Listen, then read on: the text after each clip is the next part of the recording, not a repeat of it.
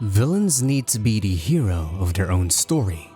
If a villain isn't relatable, that's bad writing. That advice was what launched my whole YouTube stint, and it's absolute bullshit. In that video, which I made over a year ago, I made a pretty strong argument on why irredeemable villains are a dying breed, and that writers should stop feeding me sympathetic slop, misunderstood characters, villains that are not actually villains, and a lot of people did rally behind my sentiments. And in that mob, some of them commented how I left one particular character that embodied everything that I was saying. And for today's video, I want to ironically redeem myself by glazing on this fantastic, diabolical monster. In the last video about Death being another amazing villain, which you should definitely check out after this video, please YouTube ask my impressions, I've alluded to him and stating what some might consider blasphemy, that he is an even better villain. And for today, I want to make a stand on how Big Jack Horner is the best villain in Puss in Boots: The Last Wish. So once again, ladies and gentlemen, I see you trying to fall asleep but couldn't because the silence makes you anxious, so allow me to yap you to sleep. All I ask before you're whisked away into dreamland is for your like and subscription so that you may continue to support me into becoming everyone's white noise. Thank you and enjoy. Creating a villain should be considered an art. There are a lot of disciplines you could follow and frameworks you can draw inspiration from. To me, the simplest, most base form of a villain is that of an irredeemable, unjustified evil for the sake of evil villain. Now, that is not to say being simply evil is boring, though it can be, but crafting it just right can create a character that is maliciously fun to follow. That's what Jack Horner is, a simple yet entertaining megalomaniac that steals every scene he's in. Let's talk first about his appearance. He's basically just a gigantic baby. The first time I set my eyes on him, I was convinced that this character is nothing but a throwaway side character that I'll probably forget 3 minutes after a scene, no matter how flashy his design looks. I just had that vibe that he was going to be generic. But the more I look at him, the more I appreciate his design. At an initial glance, his purple suit getup tells me immediately that he'd be someone of wealth and power, his stature sort of imposing, and his disproportionate head was a hint of distinction to any other magnificent bastard.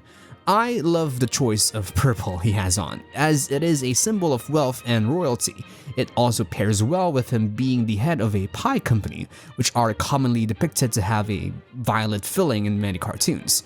The pink bob he has is also a wonderful choice as it makes him look more chopped than he already is, and I love it personally because it somehow reminds me of this picture of Ryujin.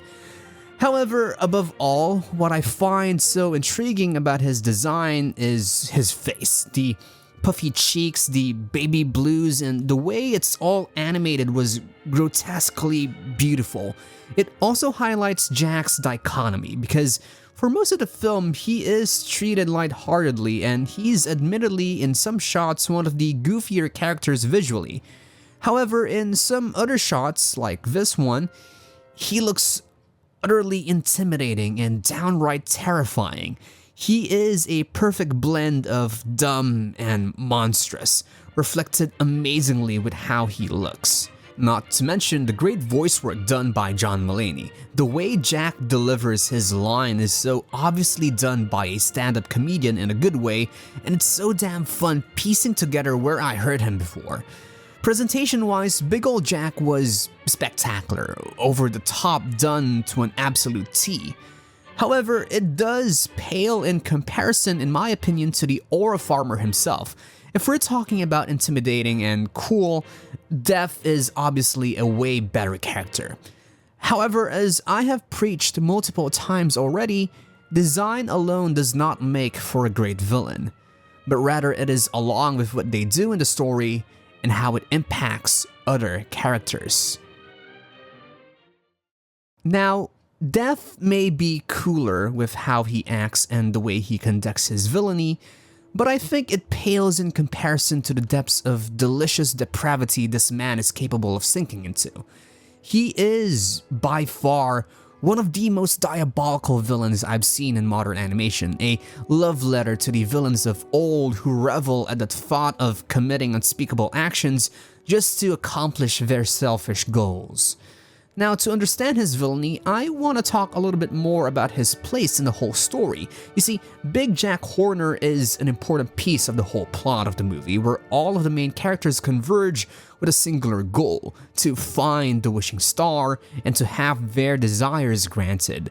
Puss hears about this from the bears who wanted to hire him and Kitty in their quest to find said star. However, Goldie and the bears aren't the big cheese pulling off this heist, no. They too were merely hired by this megalomaniac. Jack Horner in some way was the one who introduced everyone's goal. Being a collector of magical items and artifacts, Jack probably caught wind of the wishing star and he wasted no time in locating it, thus initiating this whole goose chase. In his introduction, the man is thrilled by the arrival of the Serpent Sisters, for they bring with them the map leading to the wishing star. It's in this introduction that we get to see for ourselves the kind of person he is. He owns this giant company, and the workers under him were visibly terrified, implying that if they did not meet his standards, in this case with the pies they presented him with, all of hell awaits them. He was also impatient and does not like to dally when it comes to him and his goals. We also get to peek at his diabolical nature, for you see in his office lies rows and rows of magical artifacts he's collected, and one in particular that speaks in volumes to his evilness are the unicorn horns he collected. Why? Well, they're not just regular unicorn horns, but rather baby unicorn horns. He clarified this to the sisters with utter glee. The madman. When the sisters implied that he's a savage for having all of these items, he waved it off as, to him, all of these memorabilia of atrocities are merely just playthings to him, trinkets as he put it, in comparison to the wishing star. It is also in this scene do we see the catalyst for all of his villainy. When one of these Serpent Sisters mentioned the name Little Jack and asked him to do his thumb thing, we get a glimpse into his past, the bitterness he bears for being a non-magical boy, being sidelined as a nursery rhyme. In all fairness, most villains get their start for having injustice done to them.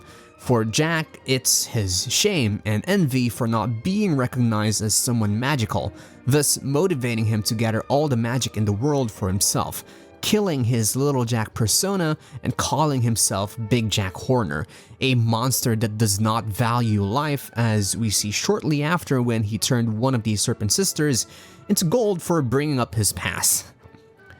After a short scuffle between the main players vying for the wishing star, we get to witness how Jack is not exactly the most skilled person in the room. Instead, we see him brute forcing his way through everything he does. One of my favorite parts of the movie is the montage of him packing for the hunt with the magical Doraemon satchel, and him just pulling out these magical artifacts and using them in the worst way possible. Him smashing the pumpkin with the magical fairy wand, using the legendary phoenix as a flamethrower, and him pulling out Excalibur with a fucking stone still attached to it. It genuinely made me cackle. It goes to show the blatant disregard he has for the value of these items, seeing them merely as collectibles and disposable, not bothering to even learn their uses, as we see him genuinely surprised and joyed when the unicorn horns were basically the bloody mess perk from Fallout.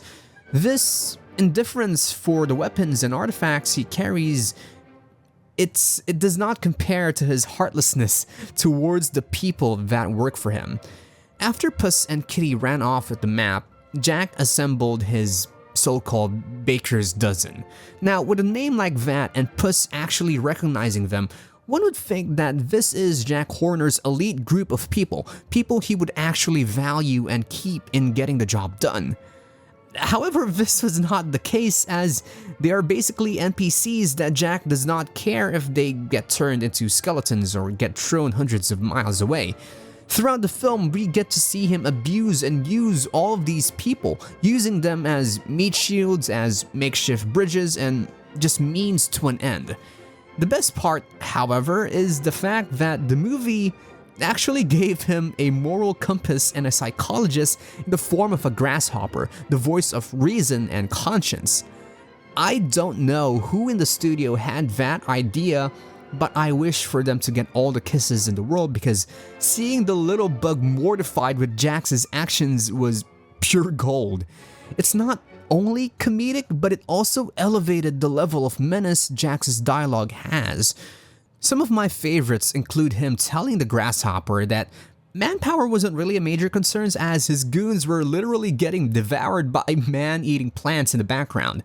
Then we have the grasshopper asking if Jack is really going to literally shoot the dog, and then him replying yes in the face.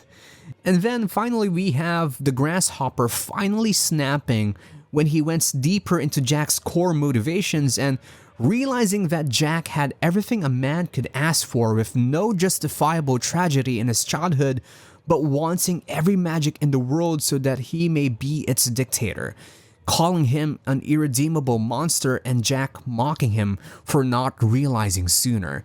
It's blatant, on-the-nose villainy, yes, but that's what made Jack so fun. He knows he's an irredeemable bastard with no remorse, and he loves it, making us, the audience, love his atrocities that much more. It's what many villains nowadays are missing, because most villains are painted to be pained individuals that do the right thing in the wrong way, broken paragons that believe that they are the heroes in their own story, and that gets boring sometimes. Jack understands villainy. He understands that one needs gravitas, intimidation, menace, and also a hint of comedy to keep themselves fun and enjoyable. Because I don't think I'd enjoy him as much if he was just straight evil and if he takes himself too seriously. Those are the types of pure evil that gets ignored. It's also wonderful how he is basically the final threat of the film. In the last confrontation between the main players, we see Jack holding his own against both foes and his remaining ally. However, because of Kitty, he was basically backed into a corner, and like any classic irredeemable villain a la Disney, he tries to slime his way out of the situation, which immediately backfired, resulting in him getting pushed off into the abyss, a classic Disney death. The best thing about that, however, is that he wasn't actually dead. After Puss warded off death, Jack came back in kaiju form, a literal Disney villain trope, prompting the heroes and the sympathetic antagonists to team up and take him down. I love how he was the closest character to actually achieving the goal and how he was heroically taken down by the remaining characters. I also love the fact that he subverted some tropes as well, being unfazed by the cute puppy eyes trick, and him saying that he is dead inside was just the cherry on top. In the end, he collapsed along with the star, asking what he's done to deserve this, and his final line being what specifically was just perfect. There are a lot of things I love about Jack Horner. One of the other things that I haven't mentioned is how he works with the theme of the movie, the value of living and life itself. I love how he's the only one by the end of the movie who didn't show this in one way or another. There was no heartfelt speech to convert him to the side of good or any successful speech checks to convince him that what he was doing was bad. He was a villain from start to finish, and it was glorious. There's ton more that I could yap and glaze about Jack Horner, but I think that about covers why he is by far my favorite villain in the film and quite possibly in modern animation so far.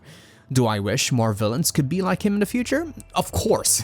Nothing is more fun than a villain who knows they are the villain. So yeah, that's basically it. I hope you guys enjoyed this yap session.